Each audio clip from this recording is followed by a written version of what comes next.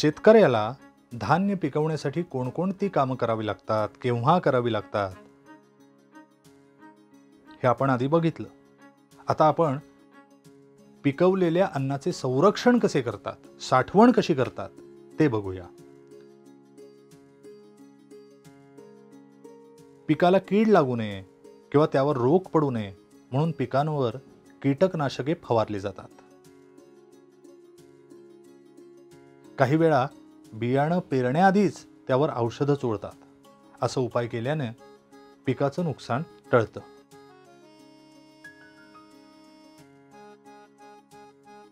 निसर्गात आपले अन्न साठवून ठेवणारे सजीव असतात.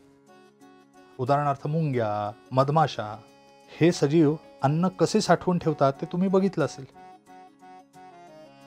खार सुद्धा बियांचा साठा करून ठेवते. वनस्पती आपल्या वेगवेगळ्या अवयवांमध्ये अन्न साठवून ठेवतात. उदाहरणार्थ कांदा, लसूण, आलं, बटाटा आपल्या खोडांमध्ये अन्न साठवतात.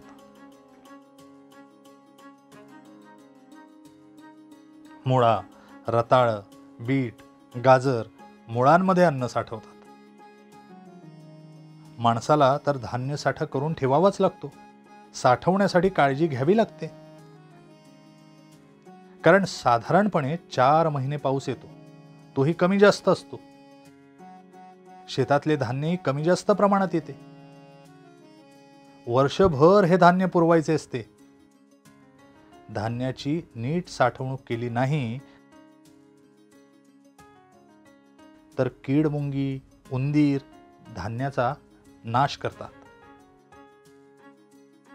असं होऊ नये म्हणून आधी धान्य उन्हात वाळवले जाते. ती पोती घरात, गोदामांमध्ये किंवा दुकानात ठेवल्यावर त्याच्याभोवती योग्य ती औषधं फवारली जातात. काही वेळा धान्यातही कीटकनाशक औषधं घातली जातात. धान्य साठ्यात कडुनिंबाचा पाला घालतात. कडुनिंब हे चांगले कीटकनाशक आहे. धान्य साठ्याला बुरशी लागू नये म्हणून ते कोरड्या जागी साठवले जाते. आपल्या भारतात आता धान्य उत्पादन वाढले. आपण धान्य निर्यातही करतो, म्हणजे परदेशात पाठवतो. धान्य उत्पादनात जी वाढ झाली आहे त्याला हरित क्रांती असे म्हणतात. या हरित क्रांतीसाठी अनेक शास्त्रज्ञांनी परिश्रम घेतलेत. गहू आणि तांदळाच्या उत्पादनात जी वाढ झाली आहे ती सगळ्यात पहिल्यांदा कृषी शास्त्रज्ञ डॉक्टर M.S. स्वामीनाथन यांच्या प्रयत्नांमुळे झाली.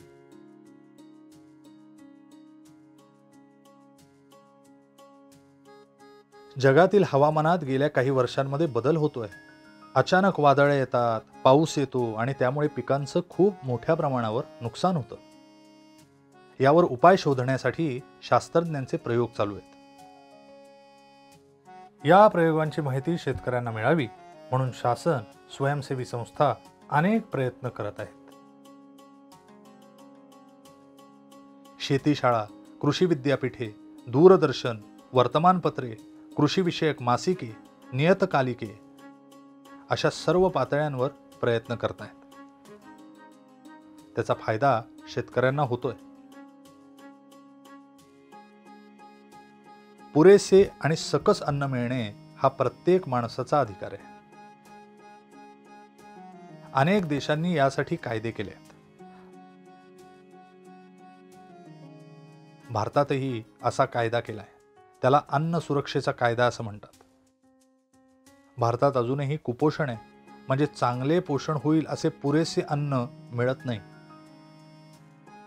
हा कायदा आणि धान्य उत्पादन वाढीचे प्रयत्न लोकांपर्यंत पोहोचले तर भारतात कुपोषण, भूकबळी राहणार नाही. आपल्या सर्वांना हे माहिती असायला पाहिजे. आपण काय शिकलो? धान्याला कीड लागू नये, बुरशी लागू नये म्हणून शेतकरी प्रयत्न करतात. उन्हात वाळवणे, कीटकनाशक औषध फवारणे, कडुनिंबाचा पाला ठेवणे अशासारखे उपाय केले तर कीड लागत नाही आणि धान्य साठवता येते.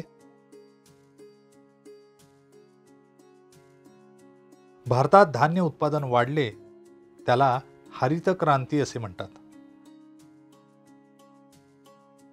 भारतातील प्रत्येकाला पुरेसे अन्न मिळावे यासाठी कायदा आहे. त्याला अन्न सुरक्षा कायदा असं म्हणतात.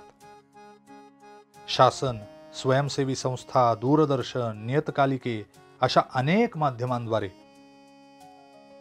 शेतीतील नवनवे प्रयोग शेतकऱ्यांपर्यंत पोहोचवण्याचे काम सुरू आहे. स्वाध्याय. तर काय होईल? धान्य उन्हात वाळवलं नाही, अन्नाची साठवण केली नाही. प्रश्न दुसरा, गायलेल्या जागा भरा. भारतातील हरित क्रांतीचे श्रेय टिंबटिंब यांना जाते. प्रत्येकाला पुरेसे अन्न मिळाले पाहिजे या कायद्याला टिंबटिंब कायदा असे म्हणतात. धान्य साठ्यात टिंबटिंबचा पाला ठेवतात.